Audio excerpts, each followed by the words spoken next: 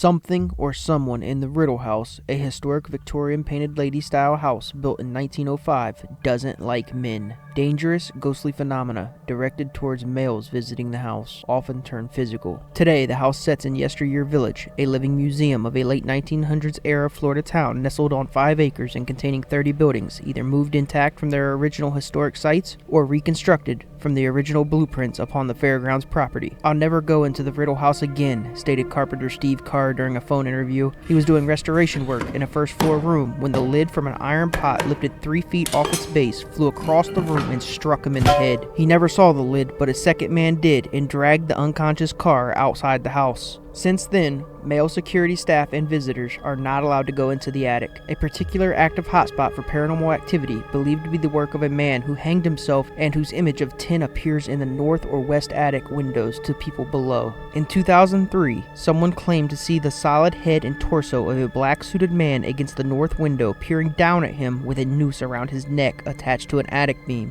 A few days later, interviews with Yesteryear volunteers verified that the ghost of a man wearing a black frock coat is believed to be a former boarder who hanged himself in the single-room attic of a 3-story house. His apparition is also seen on the lower floors and walking in the village grounds. Riddle House, so called since 1920, was originally named the Gatekeeper's Cottage because it functioned as a place for parlor funerals and the management of the Woodlawn Cemetery across the street from 327 Acacia in downtown West Palm Beach. It was built on land owned by Joseph Jefferson, the most famous actor of his day. The house itself was erected by Henry Flagler's construction workers with some materials left over from the Flagler's Palm Beach motels. When Carl Riddle became the first city manager and superintendent of public works, the house served as his home. In the 1980s, Riddle House was a girls' dormitory for the Palm Beach Atlantic College until it was abandoned, fell into despair, and faced demolition by the city. Finally, the city donated the building to John Riddle, nephew of Carl, and it was divided into 3 sections and moved to Yesteryear Village. Carl Riddle's diary actually tells of the death of a man on the property, but gives no details. Witnesses say that only days after its arrival, unexplained incidents began inside the house. Psychics, parapsychologists, and paranormal investigators have been brought into the attic, and orbs, unexplained temperature increases near the west window, anonymous streaks of spirit energy, and even spirit communication with a man who hanged himself in the attic because he took the fall for a crime he didn't commit and which involved financial wrongdoings with Flagler funds, have been experienced and reported on the property.